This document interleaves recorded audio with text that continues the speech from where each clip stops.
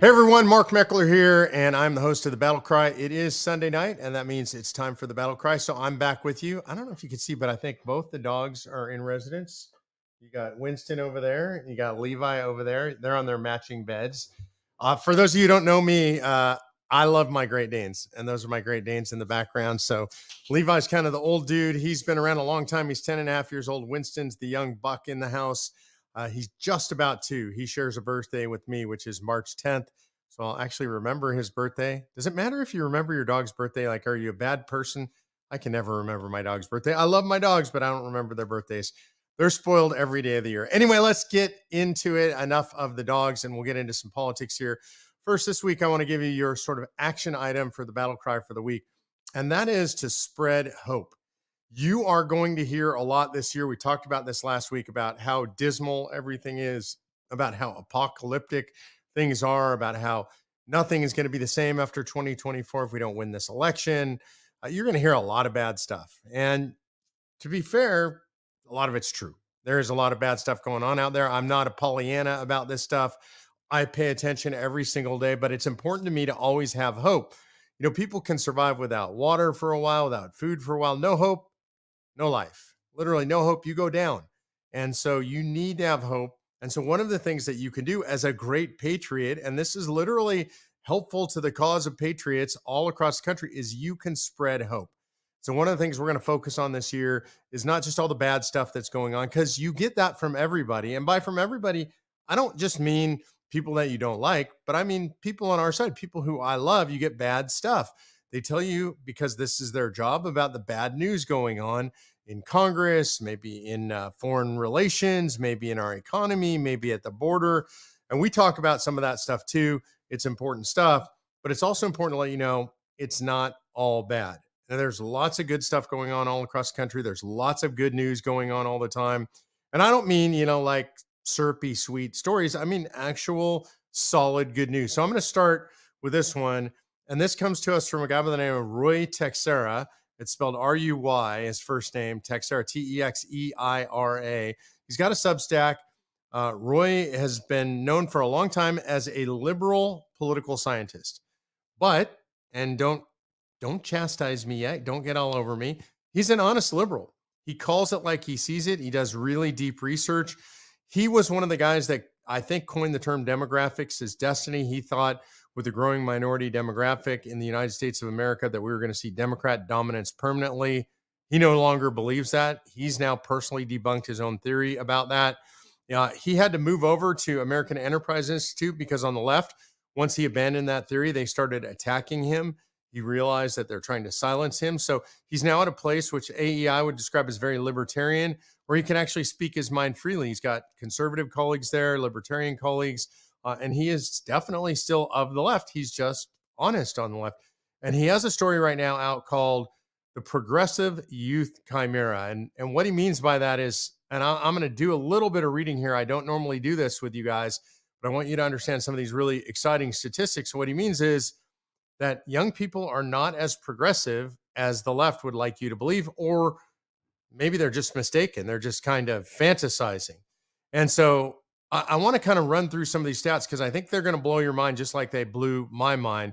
Data from the Split Ticket and Analytics site based on average of December crosstab data shows Biden carrying 18 to 29-year-olds by 11 points. Okay, now that sounds like a lot. He's got an 11-point advantage, greater than 10%.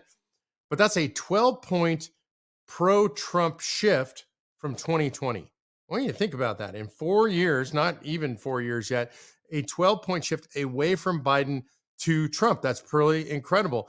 Also, pollster John Della Volpe collected a number of mostly December 18 to 29-year-old crosstabs on his site, and they show a 6 advantage point for Biden for voters under 30. That's a 17-point shift for Trump relative to what he saw in 2020. So what is going on? It's really hard to know. And this is where Texera, I think, as a political scientist, excels. He dug in and he looked at things that are affecting their votes. So you've got all these like far left liberals, what we would call the hardcore progressives, pouring money in to things that they believe that young people like, but they're wrong. So if you look at the actual numbers, for example, the overwhelming majority, 65% of 18 to 29-year-old voters identify themselves as moderate to conservative. Boom, right? Does that blow your mind? I'm going to repeat that. The overwhelming majority, 65% of 18 to 29-year-old voters identify themselves as moderate to conservative. I mean, that is actually extraordinary. I would have never guessed that. Now, the level of self-declared liberalism is higher than among other age groups, but it's not even close to the majority sentiment. I mean, it's absolutely incredible. Now, if given a list of political labels that they can choose from, they can select as many as they want. Only 22% identify as progressive. That should blow your mind. 78% do not. Now, it's a little bit higher than among older age groups. So, in other words, this youngest cohort, a little bit more progressive, but it is barely higher than identifying with the label Republican. On immigration, 49% of under 30 voters consider Biden more liberal than they are on the issue. 29% think he's more conservative. Think about it. Under 30, young people, not like me with gray in the beard, 49% of them say Biden's more liberal than them. 46% consider more liberal on the border. 44% consider more liberal on asylum seekers. I mean, these are incredible numbers. More of these voters think that the U.S. should take in fewer rather than more refugee asylums and asylum seekers, and more think the U.S. should be stricter rather than looser in granting refugee or asylum status. More under 30 voters prefer an approach that would increase border enforcement and make asylum and refugee policies stricter to one that would increase legal pathways to immigrate to the United States. I mean, this is absolutely incredible. Consistent with that, 24 by a 24% margin, this age cohort, 18 to 30, say that they would like a bipartisan deal that pairs immediate aid to Ukraine and Israel with border security and stricter asylum standards. I am stunned by this and I'm excited by this. I mean, these are great numbers. Let's switch to a different issue. How about on the craziness of gender ideology and the transgender issue? 48% of these voters. Now, remember, these are basically Gen Z voters we're talking about, the youngest voters. They consider Biden more liberal than they are on these issues. And by 10 points, 10-point differential, voters under 30 oppose the idea that transgender individuals should be allowed to play on sports teams that do not match their birth gender by 10 points, right? So when you think about, oh, we've lost the young people, I hear this all the time. We have not lost the young people. And in fact, it appears they're coming our way. On crime, 40% of 18 to 29-year-old voters think Biden's more liberal than they are on the issue. And by 12 points, they think criminals aren't punished harshly enough. Yahoo, I agree with that. They don't think they're punished too harshly, not harshly enough. These are kids that think this way. On oil and gas exploration, they're all about global warming, right? Wrong. 45% believe Biden's more liberal than they are. 30% think he's more conservative. On climate change itself, 41% think Biden's more liberal than they are. 43 to 40%, relatively even split, but in our favor, under 30 voters say they support the U.S. increasing domestic fossil fuel production. And when given a choice of three energy policies, they have surprisingly moderate views. 29% think we should end fossil fuel use and switch exclusively to renewables. 63% say all of the above strategy. That's generally the smart strategy. We should do everything, right? And so again, their views mostly comport with your views. I mean, I think this is really interesting. Here's another study that backs this up on energy. In a 6,000 person survey by AEI Survey Center on American Life, respondents were asked about their preferences for the country's energy supply. By 64 to 36, the voters 18 to 44 favored using a mix of energy sources, including oil, coal, and natural gas, along with renewables. I mean, that was versus phase out the use of oil, coal, and natural gas completely, relying instead on renewable energy sources such as wind and solar. So basically what it looks like is these younger people, they're pretty moderate. They're not radicals on this stuff. And again, I'm telling you this because this is good news. And there's lots of bad news, but you should also know that there is good news out there. Here's another one. In a 3,000 voter survey conducted by YouGov for the Liberal Patriot, that's Roy Texera's site, it said they offered the following choices. We need a rapid green transition and the use of fossil fuels. We need an all of the above strategy. Or we need to stop the push to replace domestic oil and gas production. Among the same age group, 18 to 44, progressive preferred first position, which is ending the use of fossil fuels and rapidly adopting renewables. It's a minoritarian one. It was just 36%. And the most popular, all of the above. I'm telling you that there are multiple studies on the same thing. So it's not just one poll. I mean, what we're seeing is that it's different than what the media is telling you. And what we're seeing, and this is amazing for Roy Texera to keep saying this, he says right here, demographics are not destiny. Can't be repeated enough. The demographics or destiny thesis seems to attract Democrats like moths to a flame, but it's not true. It is absolutely untrue. He said, we've been here before, the rise of non-white voters. Here's how the argument's being repurposed. If voter groups favorable to Democrats, racial minorities, or now younger generations are growing, while unfavorable groups, whites, and now older generations are declining, that's good news for Democrats. This is called a mix effect, a change in electoral margins attributable to the changing mix of voters. And that's what people think about when they normally think about demographics or our destiny. What Texera is showing is, yeah, that's just not true. And so I think this is really important to summarize how it applies to generations. While the mixed effects of generational succession can indeed favor Democrats, these effects are fairly modest in any given election and can easily be overwhelmed by shifts in voter preference against the Democrats among older generations. So no free demographic lunch is what he's saying. He's saying you actually have to persuade people with good policies. I think this is great news for you and me. So the link is here. We're going to have it for you. I'm just asking you, when I tell you good news, spread it around because it's good news. Okay, here's another good news story for me. I'm a Hertz renter.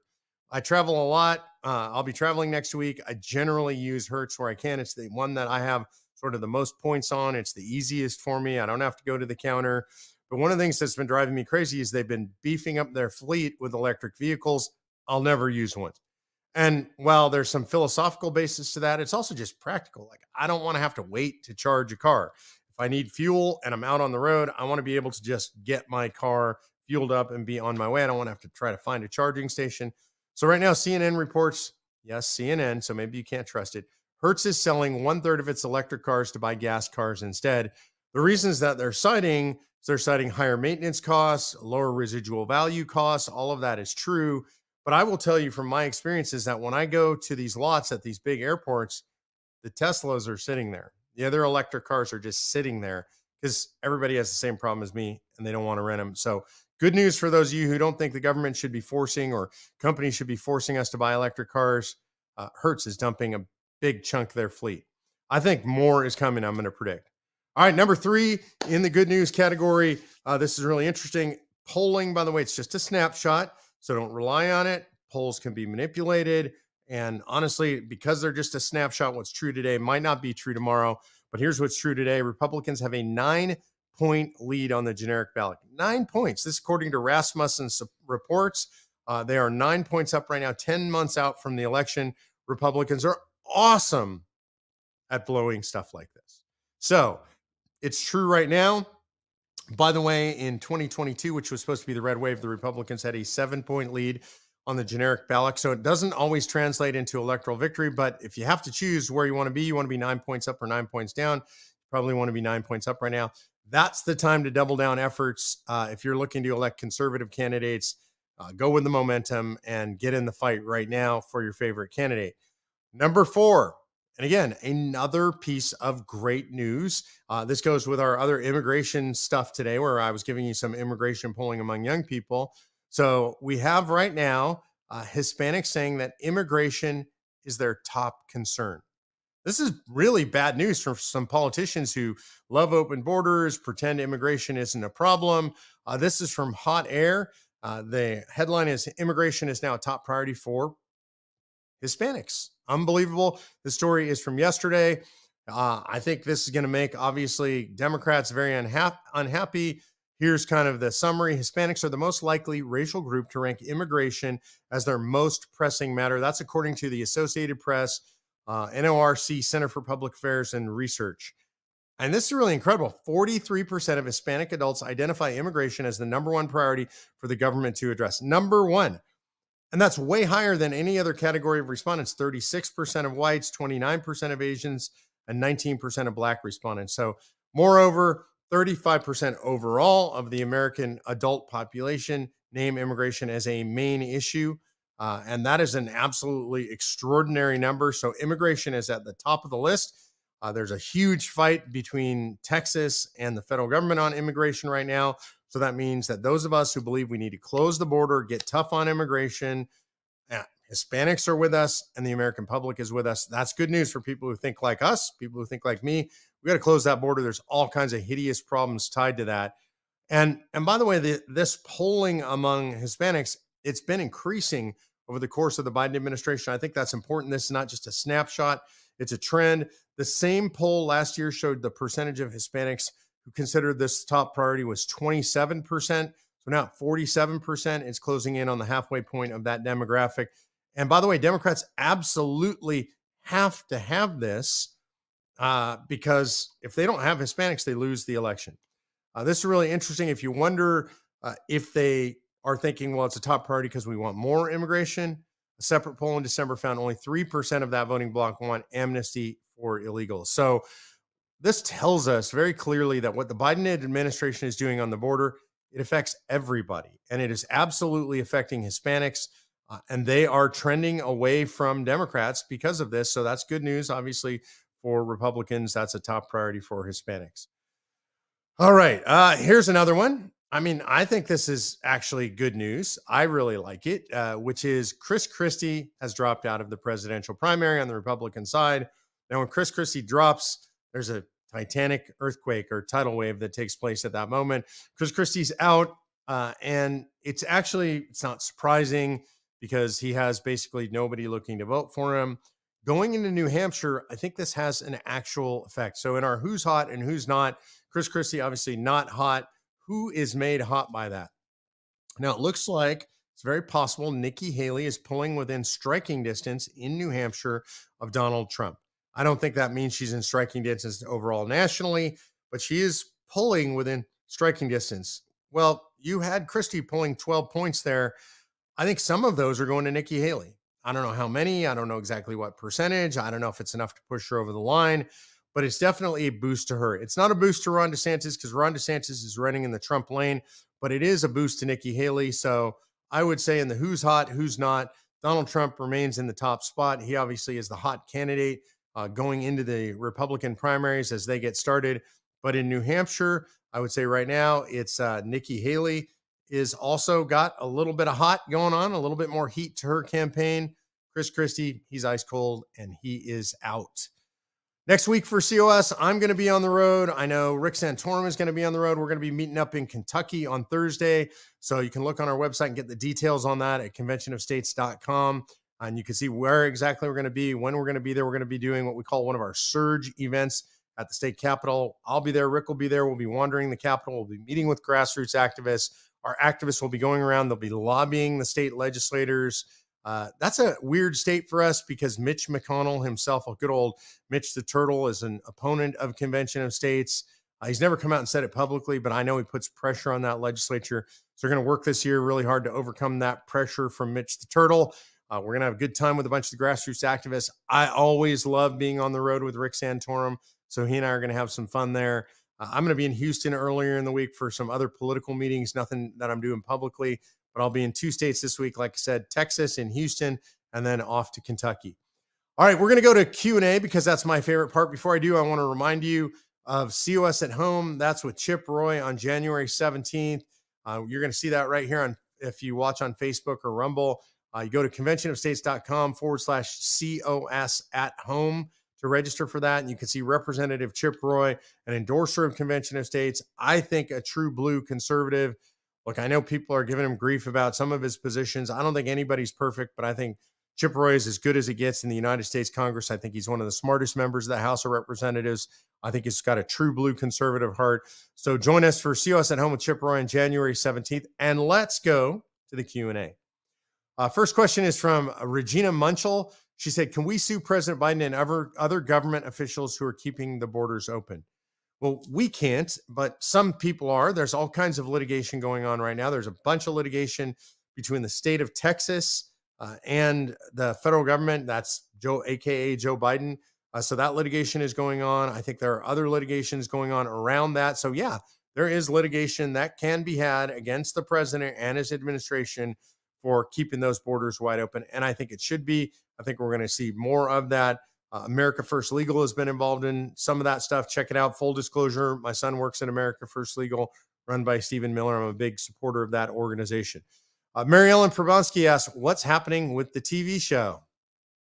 Mary Ellen, here's what's happening. I will be in Nashville the 23rd and 24th for meetings around that, and we're just looking to place it right now. We've got 3 episodes that are complete and ready to go. Those are our pilot episodes. That's called, for those of you who aren't familiar with it, it's called the Mr. America Show. The premise of the show is no, I'm not calling myself Mr. America. It's that we're going out across the country and we are seeking Mr. and Mrs. and Miss America, regular folks like you guys who are doing extraordinary things, really making a huge difference, stories that otherwise people wouldn't know about. And I want them to see your stories because I want them to know there are good things happening, like I keep saying, and that you can be the impetus, you can be the leverage point for some of those good things. And so we've got some great stories to tell. We'll have a lot more to tell if we can get the show sold. That's what we're working on right now. The show is packaged up. There's what we call a sizzle reel. We're developing interest in the show from a bunch of platforms who might want to put it on their platform. So I'll keep you posted as that develops. Gary Schwarzenberger asks, any update on the Texas sunset clause? If y'all aren't aware, Texas put a sunset clause in their COS resolution years ago, and that sunset clause will expire in 2025. So in next session, which is the 2025 session, Texas is a biennial legislature every 2 years. Our activists will be working hard to remove that sunset clause or pass a new resolution. I think we're going to get it done. I'm looking forward to it. I love this kind of a fight. Our Texas activists are awesome, and they're geared up and ready for it. Paul Clausen asks, what's the catalyst for getting COS done in Iowa this year? Look, I think we're close. We came out of the committees last year. I understand we have to go back through the committee in the House again this year. The catalyst is this. We've been working really hard in the off season. Rick Santorum, I would say, is the primary human catalyst. He's there. I think he's going to be there again in the coming week. So he's spending a lot of time in Des Moines, a lot of time in the state, traveling around and meeting with people and talking to legislators. This is what I would say. If you're in the Iowa legislature or if you're a citizen activist in Iowa, you ought to ask your legislature what they think Washington, D.C. is going to do to fix our problems. Because the real answer is no.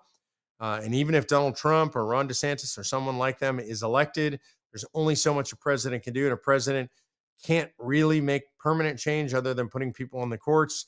The next administration can swing it back, just like we saw with Joe Biden. So if we want permanent change, if we want to save the United States of America, Convention of States is the way to do it. That, and I would say a lot of prayer. I'll be praying for you guys. Don't forget to watch Chip Roy at COS at Home on the 17th. And again, you can register for COS at Home to watch Chip Roy on the 17th at conventionofstates.com/COS at Home. And I'll close with this, which is make sure that you sign up for Convention of States. Go to conventionofstates.com, sign the petition. That'll let your state legislator know that you're in support. By the way, that's important even in the 19 states where we've already passed, because that's how we make sure it doesn't get rescinded. That's how we make sure we keep legislators involved. And then go to the Take Action tab and get involved, because you sitting on the bench and watching, we don't really take bench warmers here at Convention of States. We want everybody to get a chance to be in the game. You can be in the game whether you like technology, public speaking, whether you like being online and social media, whether you're a writer, whatever you like to do. We could take those talents. We can help you engage in politics in a productive way. Until next week, I'm Mark Meckler signing off for the BattleCry. God bless you guys, and we'll see you again on Sunday.